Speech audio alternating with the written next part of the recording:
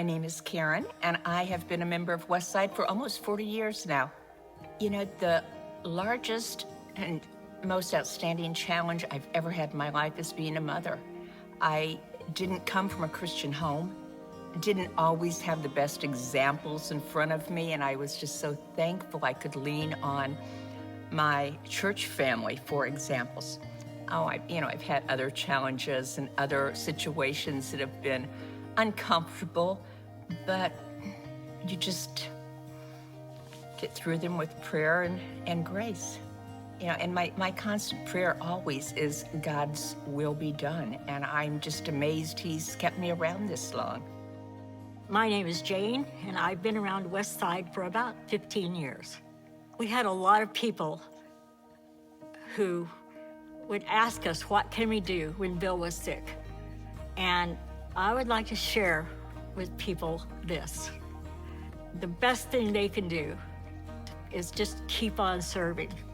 Keep on serving, keep on loving the Lord, keep on sharing, and keep on vying for the souls of men.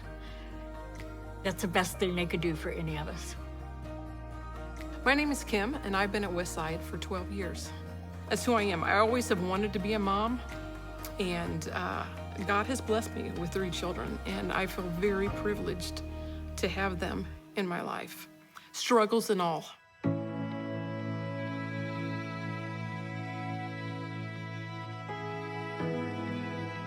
I've known Karen for a lot of years. I first met her when we were teaching at Lanphier High School.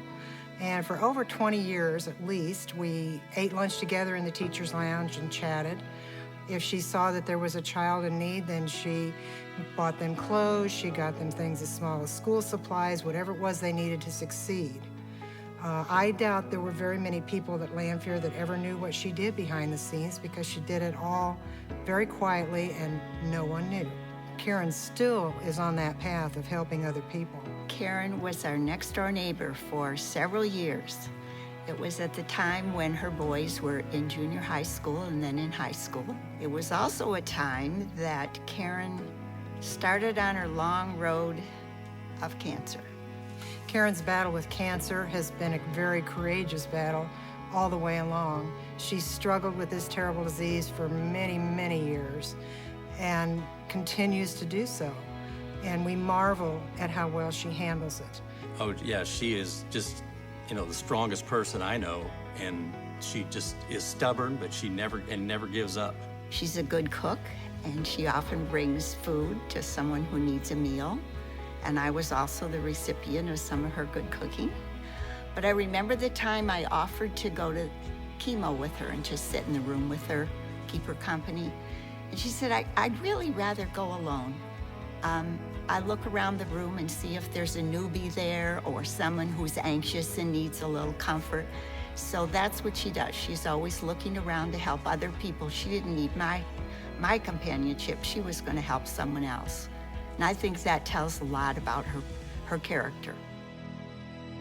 What I know most about Miss Jane is that she serves harder than anyone I have ever met in my life. And she loves people also in a way where they feel loved immediately. Jane is what you see is what you get. She's the same every day. She's not materialistic, but she loves Jesus, and it comes through. And it's catching. Anytime you're around her, you can feel it. Jane and Bill, not only did they serve for many years at the camp, which a lot of people know about, but they served in Mexico. I think they've gone on well over 60 or 70 trips, gone to Thailand multiple times, and just everywhere they go, they make a huge impact. I would say the biggest thing I admire about Jane is just her faith that just glows through her. She loves to share it with people. And in addition to that, she loves to joke with people. The faith just shines right through here, and I just love to see that. From what I saw when Bill was first diagnosed with cancer, they just kept moving forward. I remember reading Facebook stories that Jane would post about meeting a new person at McDonald's and just ministering to them, or the people that they met at the hospital and would talk to and encourage. Even as Jane and Bill were walking through all of that, they were encouraging other people walking through similar things. When you see how she lives on faith, that gives me courage to live my life that way. We want to be all in for Jesus too. So I'm Matt, I'm Kim's husband, and we've been married 26 years, going on 27, and this is Zach, Katie, and Micah, our kids.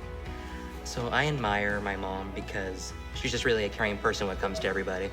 Especially for my brother, since he has autism. She went out of her way to make sure everybody treated Micah as well as everybody else. She's always there. She's always patient. She always listens. I'm Ashley. I met Kim about 5 years ago when her son started coming to Glenwood High School, and I am his speech therapist. The thing that I find most admirable at Kim is just her willingness to support all of her children at all the different levels. Micah especially has some needs that are different from most children. We got Micah a device to help him communicate about 4 years ago, and she works on it every single day with him. So he is now able to communicate with his family, his friends, and socially, and it has a lot to do with Kim. And we talk a lot in our family about how important it is to do life with God, to love other people, and to want God for them because we love them first. And I think the thing I see about Kim is, for these guys, she shows them how important they are.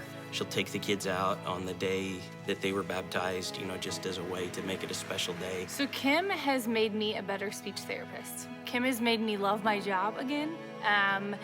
There are times that I get frustrated and overwhelmed, and she just reaches out at the right time, and she's like, I'm just so grateful that you're doing this. It's real easy because Micah doesn't talk, for us sometimes to realize you're not interacting with him as much. And so she's always trying to find ways to pull Micah in and make sure that we're all interacting with him.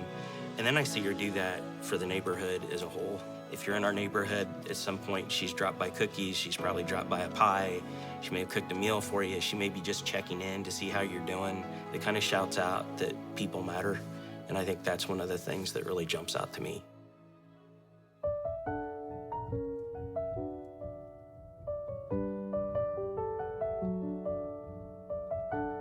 Karen, I appreciate you. You just have a positive attitude and a cheerful disposition, and I commend you for that. You are a true example of a very strong and courageous woman.